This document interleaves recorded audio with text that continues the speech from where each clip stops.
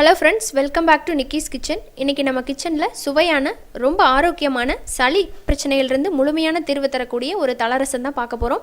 இந்த வீடியோவை முழுமையாக ஸ்கிப் பண்ணாமல் பாருங்கள். நிறைய டிப்ஸ் உங்களுக்காக காத்துட்ருக்கு. வீடியோக்குள்ளே போகிறதுக்கு முன்னாடி மறக்காமல் நம்ம சேனல் நிக்கிஸ் கிச்சனை சப்ஸ்கிரைப் பண்ணாதவங்க சப்ஸ்கிரைப் பண்ணிக்கோங்க. கூடவே இருக்கிற பெல் சிம்பிளையும் கிளிக் பண்ணிக்கோங்க. சரி, வாங்க வீடியோக்குள்ளே போகலாம். ஃபஸ்ட்டு இந்த தலரசம் வைக்கிறதுக்கு நம்ம என்னென்ன பச்சை இலைகள்லாம் யூஸ் பண்ணுறோம் அப்படிங்கிறத பார்க்கலாம். இந்த தலை வந்து பார்த்திங்கன்னா இதோட பேர் மொசுமுசுக்கை கீரைன்னு சொல்லுவாங்க. இது வந்து சளிக்கு, ஆஸ்துமா தொல்லைக்கு எல்லாத்துக்குமே ரொம்ப நல்ல ஒரு மூலிகை.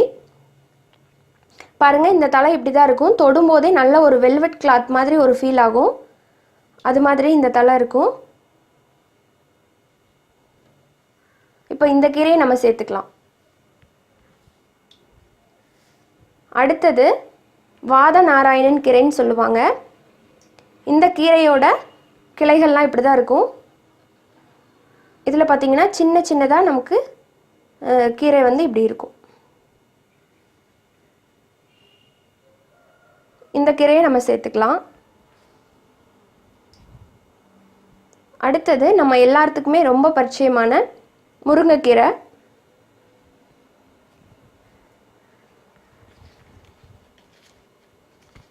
அடுத்தது கொய்யாத்தலை, தூதுவளை இலை, அதுக்கப்புறம் ஓமவல்லி தலை.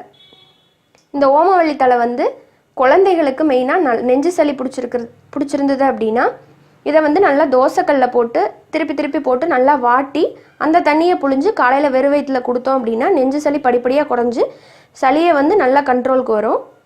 இந்த மாதிரி கூட நீங்கள் ட்ரை பண்ணி பார்க்கலாம். மருத்துவ குணங்கள் அதிகமாக இருக்கிற இந்த மூலிகைகள் எல்லாமே நமக்கு ஈஸியாக கிடைக்கிறது தான். சில மூலிகைகள் இதில் உங்களுக்கு கிடைக்கல அப்படின்னா கிடைக்காததை விட்டுட்டு கிடைக்கிற மூலிகைகளை வச்சு நீங்கள் கண்டிப்பாக இந்த ரசம் வச்சு சாப்பிடுங்க. இப்போது இந்த இலைகளையெல்லாம் சேர்த்து நம்ம எப்படி தலரசம் வைக்கிறது அப்படிங்கிறத பார்க்கலாம். இப்போது இந்த தலரசத்துக்கு என்னென்ன பொருள் தேவைன்னு பார்க்கலாம். ஒரு 1/4 டீஸ்பூன் சீரகம், 1/4 டீஸ்பூன் சோம்பு, 1/4 டீஸ்பூன் மல்லி, 1/4 டீஸ்பூன் மிளகு, சின்னதாக 2 மிளகாய் வத்தல் எடுத்திருக்கேன். இதோடவே ஒரு 1/4 டீஸ்பூன் மஞ்சத்தூள், 1/4 டீஸ்பூன் பெருங்காயத்தூள், ஒரு சின்ன துண்டு பட்டை இந்த சைஸில் எடுத்திருக்கேன். அதோட சின்னதாக ஒரு அனாசிப்பூ. இது வந்து ரச செலவு. இது வந்து எல்லா டிபார்ட்மெண்ட் ஸ்டோர்லேயும் கிடைக்குது. ரச செலவுன்னு கேட்டிங்கனாவே கொடுப்பாங்க. இதை ஒரு பாக்கெட் எடுத்திருக்கேன். இது கூடவே நம்ம தலைகள் எல்லாத்தையும் நல்லா கழுவிட்டு இந்த மாதிரி பொரிச்சு வச்சுருக்கேன். அது கூட ஒரு 10 பல்லு பூண்டு, ஒரு 4 சின்ன வெங்காயம் இந்த மாதிரி எடுத்திருக்கேன்.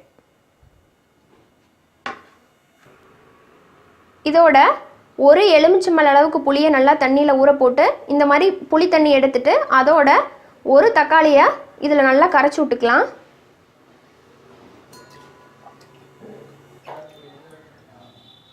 இப்போ இந்த மாதிரி கரைச்சாச்சு.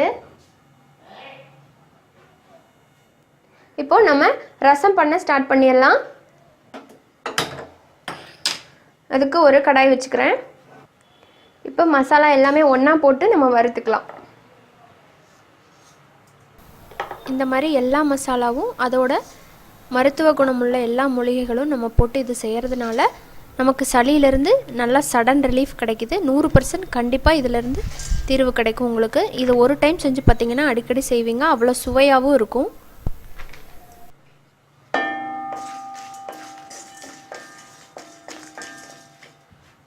லைட்டாக ஆயில் சேர்த்துக்கோங்க, ரொம்ப வேண்டாம், சும்மா கொஞ்சமாக.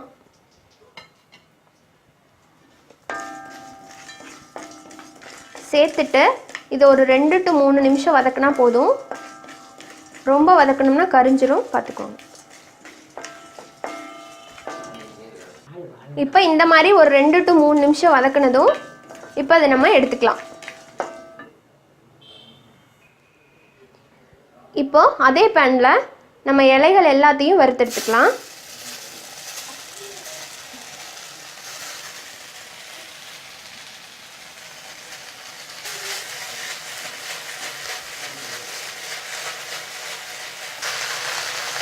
இப்போ இதில் கொஞ்சமாக எண்ணெய் சேர்த்து நம்ம வணக்கிக்கலாம்.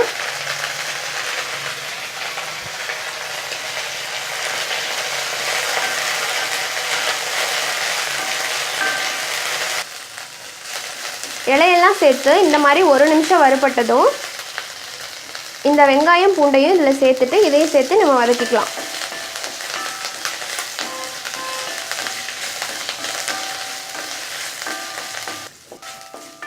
இலைகள்லாம் இந்த மாதிரி லைட்டாக வதக்குனதும்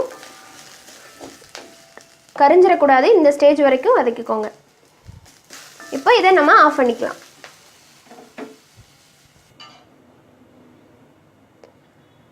இப்போ நம்ம இதை வந்து நல்லா வதக்கி எடுத்து வச்சுருக்கோம்.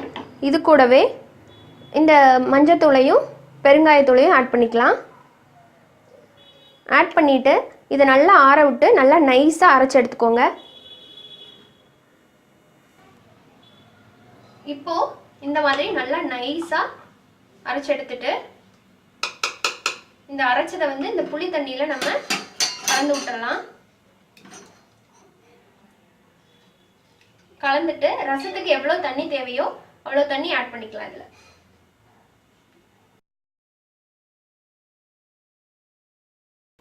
இந்த மிக்ஸி ஜாரவே நல்லா அலசி ஊற்றிக்கலாம்.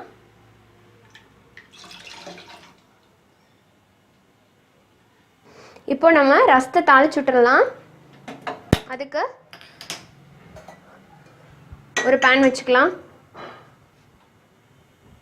இப்போது பேன் சூடானதும் எண்ணெய் சேர்த்துக்கலாம். எண்ணெய் காஞ்சதும் கடுகு உளுத்தம்பருப்பு சேர்த்துக்கலாம். 1/4 டீஸ்பூன் சேர்த்துக்கிறேன்.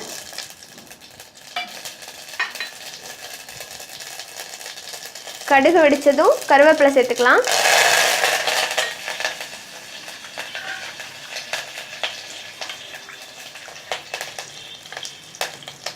இப்போது இந்த ரச தண்ணியை வந்து நம்ம உள்ள சேர்த்துக்கலாம்.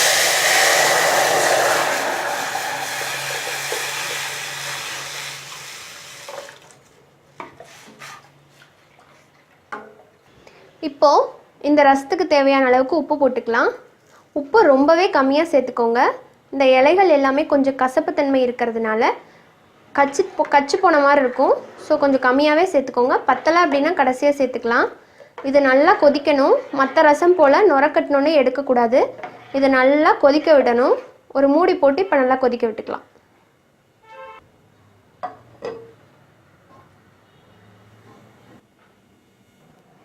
வாங்க ரசம் எப்படி இருக்குன்னு பார்க்கலாம்.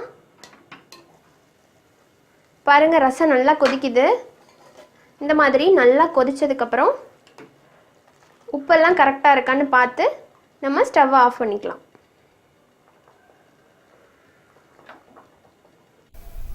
இந்த ரசம் வந்து சுவையாக வர்றதுக்கு நான் சொல்கிற 4 டிப்ஸை கரெக்டாக ஃபாலோ பண்ணுங்கள். நம்ம சேர்க்குற அந்த மூலிகைகளோட அளவை வந்து கரெக்டாக சேர்த்துக்கணும். எல்லா இலைகள்லையுமே கொஞ்சம் கொஞ்சமாக சேர்த்துக்கோங்க. ஏன்னா இலைகளில் வந்து அந்த கச்சித்தன்மை இருக்கிறதுனால அதிகமாக சேர்க்கும்போது ரசம் கச்சி போன மாதிரி இருக்கும். அப்புறம் ரச செலவு வந்து நம்ம அந்த எல்லா மசாலாவும் போட்டு வறுக்கும்போது கரெக்டாக அளவாக ஒரு 2 to 3 நிமிஷம் மட்டும் வறுத்தா போதும். அதிகமாக வறுத்தாலும் அதுவும் கரைஞ்சி போய் கசப்புத்தன்மை வந்துடும். 3வது, எல்லா ரசம் மாதிரி இல்லாமல் நம்ம ரசத்தை வந்து நல்லா கொதிக்க விடுங்க. பச்சை இலைகளோட பச்சை வாசம் போகிற அளவுக்கு கொதிக்க விட்டு பண்ணிங்கன்னா தான் நல்லா சுவையாக இருக்கும். அதோட புளியோட அளவும் தக்காளியோட அளவு எல்லாமே சரி பார்த்துக்கோங்க. காரத்தையும் சரி பார்த்துக்கோங்க. இதெல்லாமே ஃபாலோ பண்ணிங்கன்னா உங்களுக்கு சூப்பரான சுவையான ரசம் ரெடியாக. இந்த ஹெல்த்தியான தலை ரசத்தை நீங்களும் உங்கள் வீட்டில் செஞ்சு அடிக்கடி செய்யுங்க. வாரம் ஒரு முறை செய்யுங்க. மழை காலம் பனிகாலங்களில் இது மாதிரி செஞ்சுட்டு வரும்போது நமக்கு ஏற்படுற சளி, இருமல், தொண்டை வலி, தலைபாரம் எல்லாத்துக்குமே நல்ல ஒரு ரிலீஃப் கிடைக்கும். நெஞ்சு சளியும் இது படிப்படியாக குறைஞ்சி சளி தொல்லையிலிருந்தே முழுமையான விடுதலை உங்களுக்கு கிடைக்கும். இந்த வீடியோ உங்களுக்கு கண்டிப்பாக யூஸ்ஃபுல்லாக இருந்திருக்கும். இது போல் இன்ட்ரெஸ்டான நிறைய வீடியோஸ் உங்களுக்காகவே காத்துட்ருக்கு. ஸோ கீப் வாட்சிங். இன்னொரு இன்ட்ரெஸ்டான வீடியோ இல்லை ஒரு டிப்ஸோடு உங்களை நான் மீட் பண்ணுறேன். நன்றி, வணக்கம்.